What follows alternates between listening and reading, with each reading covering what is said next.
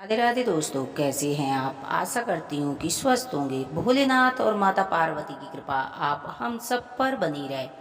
देवों के देव महादेव का पावन महीना, जो कि सावन का महीना, अनेक त्योहार, तरह तरह की हरियाली दर्शाती है कि हमें अपने जीवन इस तरह खुश रहना चाहिए। वहीं पर जानते हैं कि हरियाली तीज भोलेनाथ माता पार्वती का मिलने का प्रतीक बताया गया है। तो इसमें माताएं बहनें व्रत रखकर शंकर जी पार्वती की पूजा करके अपने वैवाहिक जीवन को सुख समृद्धि से भर सकती हैं।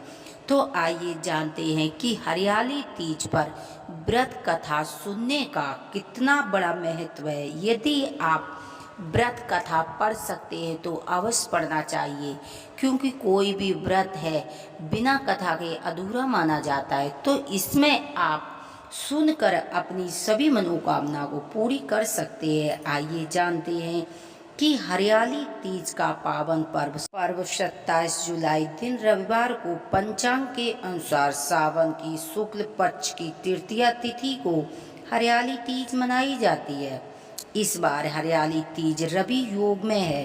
रवि योग शाम को 4:30 पर रहेगा, जो कि अगले दिन 28 जुलाई सोमवार को सुबह 5:40 पर समाप्त होगा। हरियाली तीज का निर्जल व्रत रखकर माता पार्वती और भगवान शिव की पूजा करने से सुहागिन महिलाओं को अखंड सौभाग्य का आशीर्वाद मिलता है, जबकि कुंवारी कन्या युवती अपने मन चाहा वर योग्य जीवन साथी की प्राप्ति के लिए पौराणिक कथा के अनुसार रोहिणी ने भी तृतीया तिथि का व्रत विधि विधान से किया था, जिसकी वजह से चंद्रदेव 27 पत्नियों में सबसे अधिक प्रेम रोहिणी से करते हैं। आइए जानते हैं कि हरियाली तीज व्रत कथा। शिव पुराण की कथा के अनुसार दक्ष प्रजापति की पुत्री के रूप में सती का जन्म हुआ था।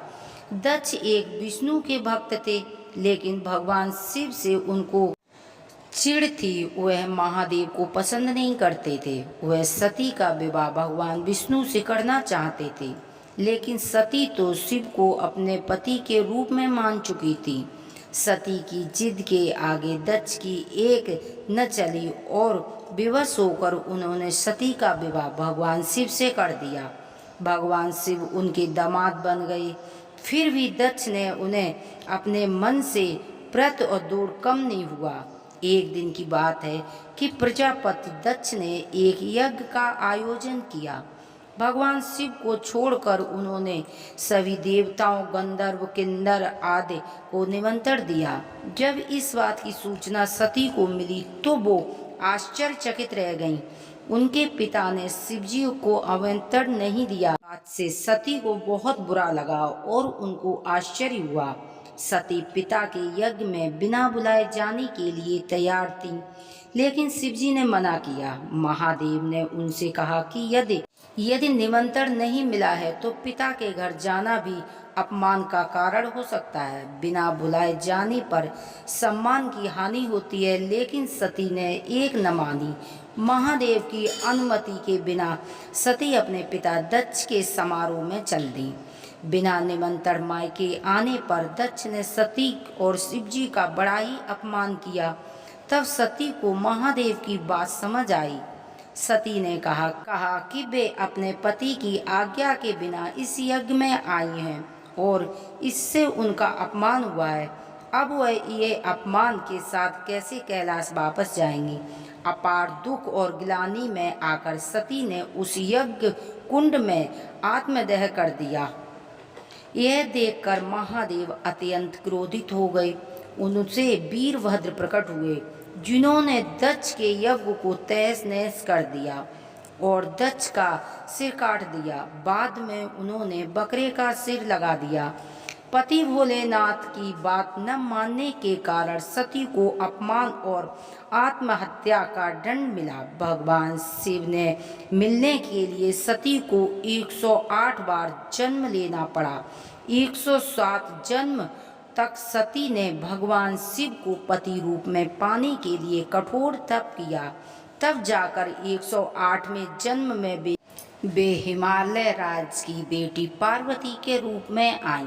देवी पार्वती ने इस जन्म में भी भगवान शिव को पाने के लिए कठोर तप किया। उनके तप से भगवान शिव शंकर ने प्रसन्न होते हुए और उनको दर्शन दिए। पति रूप में पाने की उनकी इच्छा को पूरी करने का वरदान दिया। हिमालय राज ने देवी पार्वती का विवाह भगवान शिव से करा दिया। 107 जन्मों के बाद भी पार्वती का मिलन हुआ। कहा जाता है कि हरियाली तीज के दिन माता पार्वती की मनोकामना पूरी हुई थी। इसीलिए कुंवारी कन्या व्रत रखकर माता पार्वती और भगवान शिव की पूजा करती हैं, ताकि उनकी कृपा से उन्हें भी मनचाहा वर और योग्य जीवन साथी की प्राप्ति हो। विवाहित महिलाएं यह व्रत अखंड सौभाग्य और खुशी दाम्पत्य जीवन के लिए करती हैं। ये कथा हमें सिखाती है कि सच्ची श्रद्धा, प्रेम और धैर्य से भगवान को पाया जा सकता है। देवी पार्वती ने जिस दृढ़ निष्ठा और संकल्प से शिव जी को पाया, वही आदर आज भी नारी शक्ति के लिए प्रेरणा है। कथा के बाद महागौरी से ये प्रार्थना अवश्य करनी चाहिए, हे महागौरी, जैसे आपने शिव जी को पाया वैसे ही हम सब पर कृपा करें। हमारे वैवाहिक जीवन प्रेम और सौभाग्य में, समृद्धि में खुशियां बनाए रखें। इस तरह की माता पार्वती से प्रार्थना करनी चाहिए कि भोलेनाथ और जैसी आपकी जोड़ी है, हमारी भी ऐसी जोड़ी हो। हरियाली तीज के दिन माताएं बहनें हरे रंग के वस्त्र, साड़ियाँ, गहने, चूड़ी और मेहंदी लगाकर पूरा श्रृंगार कर माता पार्वती भोलेनाथ की विधिवत पूजा करें और उसके बाद में माता पार्वती को पान का बीड़ा अवश्य चढ़ाएं। आप पूंगी फल भी चढ़ा सकते हैं, सुपारी, अपनी मनोकामना बोलते हुए, तो माता पार्वती शीघ्र ही प्रसन्न होती हैं। भोलेनाथ के मंत्रों का जाप करना चाहिए। ओम गौरी शंकराय नमः। इस मंत्र का जाप करने से वैवाहिक जीवन में आ रही समस्याएं समाप्त होती हैं।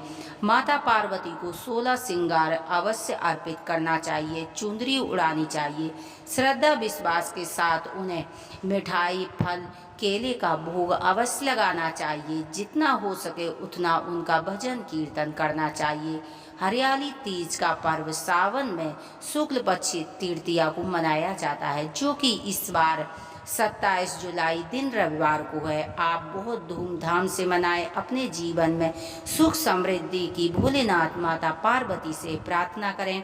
आइए सुनते हैं आरती, क्योंकि आरती के बिना कोई भी कथा अधूरी मानी जाती है।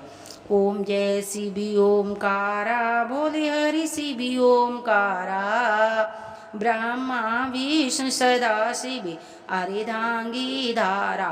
ओम जय शिव ओमकारा, एकानन चतुरानन पंचानन राजे, हंसासन गरुड़ासन विशिवाहन साजे। ओम जय शिव ओमकारा, दो भुजी चार चतुर्भुजी, 10 भुजी अति सोहे, त्रिगुण रूप निरखिते त्रिवयन मन मोहे। ओम जय हरि हरि महादेव। अच्छी माला वनमाला मुंडमाला धारी, त्रिपुरारी कंसारी करिमाला धारी। ओम जय शिव ओमकारा, श्वेतांबर पीतांबर वागांबर अंगे, सनिकादिक ब्रह्मादिक भूतादिक संगे। ओम जय हरि हरि महादेव। करिके माद्रिक मंडले चक्र त्रिशूलि धरिता, जगि करिता जगि हरिता, जगि पालन करिता। ओम जय हरि हरि महादेव। ब्रह्मा विष्णु सदा शिव जानति अविवेका, प्रणवाक्षर में शोभित यह तीनों एका। ओम जय शिव ओमकारा, ओम जय शिव ओमकारा, बोले हरि शिव ओमकारा, ब्रह्मा विष्णु सदा शिव जानति अविवेका। ओम जय शिव ओमकारा। ब्रह्मा विष्णु सदा शिव हरिदांगी धारा, ओम जय शिव ओमकारा। शिव जी की आरती जो कोई नर गावे, स्वामी प्रेम सहित गावे। कहत शिवानंद स्वामी, भजति हरि हरि स्वामी, मन वांछित फल पावे, ओम जय शिव ओमकारा। हर हर महादेव की जय। आप सभी को हरियाली तीज की बहुत बहुत शुभकामनाएं। हर हर महादेव की जय। माता पार्वती की कृपा आप हम सब पर बनी रहे।